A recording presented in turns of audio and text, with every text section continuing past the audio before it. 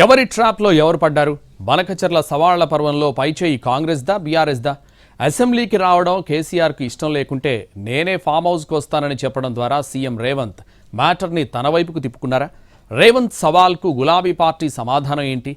ఈ సవాళ్ల పర్వంలో ఎవరి వెంట ఎవరు నడుస్తున్నారు?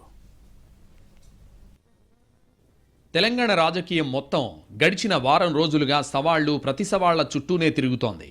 తగ్గేదేలే అన్నట్టు అధికార ప్రతిపక్షాల నేతలు ఎవరికి వారు తొడగొడుతూ రాజకీయాన్ని రక్తి కట్టిస్తున్నారు. చూసేవాళ్లకు ఇది ఎంటర్టైనింగ్ గానే ఉన్నా ఇక్కడే ఒక సరికొత్త చర్చ మొదలైంది పొలిటికల్ సర్కిల్స్లో. రాష్ట్రంలో ట్రాప్ పాలిటిక్స్ నడుస్తున్నాయన్నది ఆ చర్చల సారాంశం. అసలు ఎవరి ట్రాప్లో ఎవరు పడ్డారంటూ రకరకాలుగా ఆసక్తికరమైన విశ్లేషణలు నడుస్తున్నాయి. బనకచెర్ల ప్రాజెక్టు విషయంలో సీఎం రేవంత్ విసిరిన సవాల్కి బీఆర్ఎస్ వర్కింగ్ ప్రెసిడెంట్ కేటీఆర్ స్పందించడం, ప్రెస్ క్లబ్లో చర్చిద్దాం రమ్మంటూ అక్కడికి వెళ్లడం, దానికి కొనసాగింపుగా ముఖ్యమంత్రి రియాక్ట్ అవుతూ క్లబ్బులు పబ్బులకి నేను రాను, చిత్తశుద్ధి ఉంటే అసెంబ్లీకి రండి, చట్టసభ వేదికగానే చర్చిద్దామని అనడంతో మ్యాటర్ మరింత రసవత్తరంగా మారిపోయింది. అసెంబ్లీకి రమ్మనడంతోనే ఊరుకోలేదు సీఎం. అందులో కూడా ప్రతిపక్షానికి భారీ డిస్కౌంట్స్ ఇవ్వడం ఇంకా రక్తి కట్టిస్తోందని అంటున్నారు రాజకీయ పరిశీలకులు. కేసీఆర్కు ఆరోగ్యం సరిగా లేదు కాబట్టి మంత్రులను ఫామ్ హౌస్కు పంపిస్తా, మాక్ అసెంబ్లీ నిర్వహిద్దామని ప్రతిపాదించి దాదాపుగా బీఆర్ఎస్ని ఒక ఎడ్జ్కి నెట్టేశారన్న అభిప్రాయం వ్యక్తమవుతోంది పొలిటికల్ సర్కిల్స్లో. అక్కడితో ఆగలేదు రేవంత్ రెడ్డి. అంతకు మించిన భారీ ఆఫర్ ఇచ్చారని, ఇంకా చెప్పాలంటే అది చూసి గులాబీ నాయకత్వానికి గొంతులో పచ్చివెలక్కాయ పడి ఉంటుందని విశ్లేషిస్తున్నాయి కాంగ్రెస్ వర్గాలు. దాని ద్వారా ముఖ్యమంత్రినైనా ప్రజా సమస్యలపై చర్చించేందుకు తనకు ఎలాంటి భేషజాలు లేవని సీఎం చెప్పినట్టయిందంటున్నారు పొలిటికల్ పరిశీలకులు.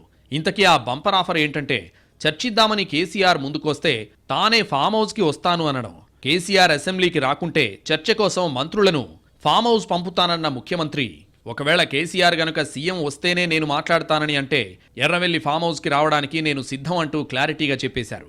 ఇలా ఈ వరుస ఎపిసోడ్స్ చూస్తుంటే ఎవరి ట్రాప్లో ఎవరు పడ్డారన్న చర్చ జరుగుతోంది. సీఎం పన్నిన ఉచ్చులోకి బీఆర్ఎస్ వచ్చిందా, లేక గులాబీ ట్రాప్లో కాంగ్రెస్ పడిందా అంటూ రకరకాల విశ్లేషణలు నడుస్తున్నాయి.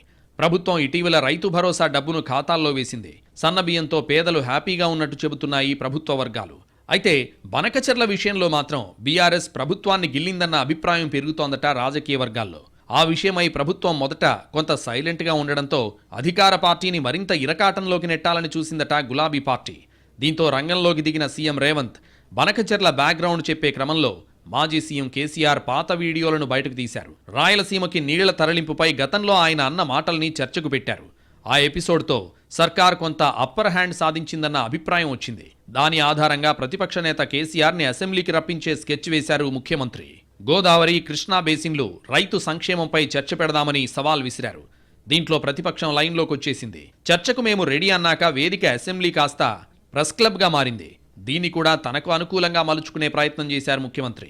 ప్రెస్ క్లబ్లు కాదు, అసెంబ్లీకి రండి, ప్రతిపక్ష నాయకుడు సభకు రారా అనే చర్చను జనంలో పెట్టగలిగింది కాంగ్రెస్ పార్టీ. కేటీఆర్ చేసిన హడావిడికి రేవంత్ కొనసాగింపునిచ్చారు. కేసీఆర్ అసెంబ్లీకి వస్తే ఆయన గౌరవానికి భంగం కలగకుండా చూసుకునే బాధ్యత నాది అంటూనే అవసరమైతే ఎర్రవెల్లి ఫామ్ హౌస్కి వస్తా అంటూ మరోసారి బీఆర్ఎస్ని ఉచ్చులోకి లాగారాయన. చర్చ మొదలుపెట్టింది, మళ్లీ బాల్ని ప్రతిపక్షం కోర్టులోకి నెట్టింది కూడా ముఖ్యమంత్రి. కానీ ఫామ్ హౌస్లో చర్చ విషయమై ప్రతిపక్షం నుంచి కౌంటర్ ధీటుగా రాలేదు. మొదట రేవంత్ వచ్చి మా వలలో పడ్డారని అనుకుంది ప్రతిపక్షం. కానీ వరుస కౌంటర్స్తో నేనే ఫామ్ హౌస్కి వస్తానడం ద్వారా కేసీఆర్ అసెంబ్లీకి ఎందుకు రావడం లేదన్న చర్చను ప్రజల్లోకి తీసుకువెళ్లగలిగారన్న అభిప్రాయం ఉంది. ఏదేమైనా సవాళ్లు ప్రతి సవాళ్లతో వారం రోజుల నుంచి తెలంగాణ పొలిటికల్ స్క్రీన్ మాత్రం హీటెక్కిపోయింది.